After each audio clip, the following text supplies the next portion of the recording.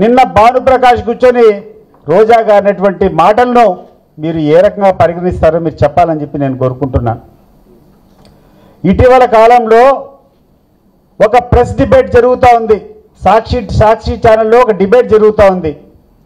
ఆ డిబేట్లో one of the panellist, అతనికి వైఎస్ఆర్ కాంగ్రెస్ పార్టీకి ఎటువంటి సంబంధం లేదు. ఆ వ్యక్తి కూర్చొని ఒక దేశం మొత్తం మీద ఉన్నటువంటి ఒక సర్వే సంస్థ ఇచ్చినటువంటి ఒక నివేదికను తీసుకొని చూపిస్తూ విజయవాడ పరిసర ప్రాంతాల్లో హ్యూమన్ ట్రాఫికింగ్ జరుగుతోంది, అది ఎక్కువ అయిపోయిందని చెప్పి ఒక కథనాన్ని, ఏదైతే నేషనల్ మీడియాలో వచ్చినటువంటి కథనం ఉందో దాన్ని మాట్లాడితే, ఈ యొక్క ప్రభుత్వంలో ఉన్నటువంటి లీడర్లు కూర్చొని ముఖ్యమంత్రి దగ్గర నుంచి ఈరోజు ఇక్కడటువంటి ఈ రాష్ట్రాన్ని నడిపిస్తున్నటువంటి de facto chief minister Nara Lokesh వరకు దానికి బాధ్యత జగన్మోహన్ రెడ్డి గారు అన్నట్లు జగన్మోహన్ రెడ్డి గారిని ఇష్టం వచ్చినట్టు సంబోధించడమే కాకుండా ఆఖరికి ఆయన పొదిలికి పర్యటనకు వస్తే అక్కడటువంటి ఎమ్మెల్యేతో నల్ల జెండాలు నల్ల బ్యాడ్జీలు కూర్చొని అక్కడటువంటి రౌడీ ముఖంలో ఆయన మీదకి ఉసుకల్పినటువంటి పరిస్థితులు చూస్తున్నాం. నేను అడుగుతున్నాను, ఈ యొక్క రాష్ట్రంలో పరిపాలిస్తున్నటువంటి ముఖ్యమంత్రిని, ఆ తర్వాత ఇక్కడటువంటి కూటమి పెద్దలందరినీ కూడా ఇది అడుగుతున్నాను, అసలు చట్టం అనేది మీకొకటి మాకొకటి సపరేట్గా ఉంటుందా అని చెప్పి నేను అడుగుతున్నాను. మీ లీడర్లు చేస్తే ఒకటి, మా లీడర్లు చేస్తే ఒకటి అని చెప్పి నేను అడుగుతున్నా.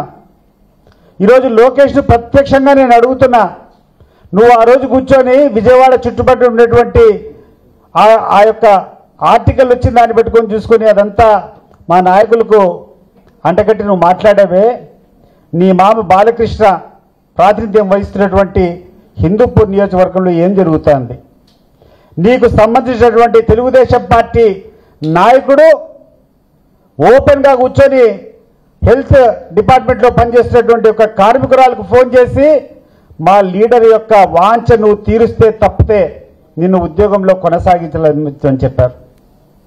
మరి లోకేష్ గారు, చంద్రబాబు నాయుడు గారు, నేను అడుగుతున్నా, ఇంత దౌర్భాగ్యమైనటువంటి దుస్థితిలో ఈరోజు పరిస్థితులుంటే దీన్ని ఎండగట్టేదానికి, మీరు చేసినటువంటి రాక్ష పాలనను ఖండించడానికి, ప్రజలకు మీరు ఇచ్చినటువంటి హామీలన్నీ మోసపూరితంగా గాలికి వదిలేసినటువంటి పరిస్థితుల్లో జగన్మోహన్ రెడ్డి గారు వస్తే జనం ఎందుకు స్పందించరు, ఎందుకు రారు అని చెప్పి నేను అడుగుతున్నాను. చాలా హేళనగా మాట్లాడుతూ ఉంటారు మీరు. 11 స్థానాలు వచ్చాయి పులివెందుల ఎమ్మెల్యే అని. మరి ఒక పులివెందుల ఎమ్మెల్యే వస్తే నీకు బాధ ఎందుకు? 2000 మందికి, జిల్లాలో ఉన్నటువంటి 2000, 3000 మందికి నోటీస్ ఇవ్వాల్సిన పరిస్థితి ఏముంది అని చెప్పి నేను అడుగుతున్నా. ఇందాక ఈ మీటింగ్కు రాకముందు ఆ హెలిప్యాడ్ చూసుకొని పక్కకు వచ్చేటప్పుడు ఒక పెద్ద ఆయన, పరంధామరెడ్డి అనుకుంటే ఆయన పేరు, పరంధామరెడ్డి గారు, పట్టాభిరామరెడ్డి అని 75 ఏళ్ళ ముసలి ఆయన వచ్చి రామ్కుమార్ రెడ్డికి ఆ పేపర్ చూసుకొని నాకు ఈ నోటీస్ ఇచ్చారు, ఎందుకు రాకూడదు, నేను వచ్చి తీరుతా, దానికోసమే నేను వచ్చినా, ఈ నోటీస్ ఇవ్వకుండా ఉంటే నేను వచ్చిండేవాని కాదు, కానీ ఈ నోటీస్ ఇచ్చారు కాబట్టి నా హక్కును నేను నిలబెట్టుకోవాలి కాబట్టి నేను రేపు వస్తున్నా, ఈ రాత్రి ఇక్కడనే ఉంటా అని చెప్తున్నాడు పట్టాభిరామరెడ్డి. ఆ రకమైనటువంటి పరిస్థితులు ఈరోజు ఉన్నాయి. ఇది ప్రజాస్వామ్య దేశం, ఇది ప్రజాస్వామ్య రాష్ట్రం. నువ్వేం హిట్లరు లేకుండా ఉంటే ముసలిని కాదు, నువ్వు ఒక నియంతవు కాదు. మిమ్మల్ని హెచ్చరిస్తున్నాం, ఈరోజు ఇటువంటి ప్రజా వ్యతిరేక కార్యక్రమాలు చేస్తే ప్రజలు మీకు బుద్ధి చెప్తారు. నువ్వు ఇంత నియంత్రిస్తున్నావు, నువ్వు ఇంతగా పెట్టుకొని నీ పోలీసుల చేత ఇంత నోటీసులు ఇస్తున్నావు. రేపు చూడు, రేపటి జనాలు ఎట్లొస్తారు?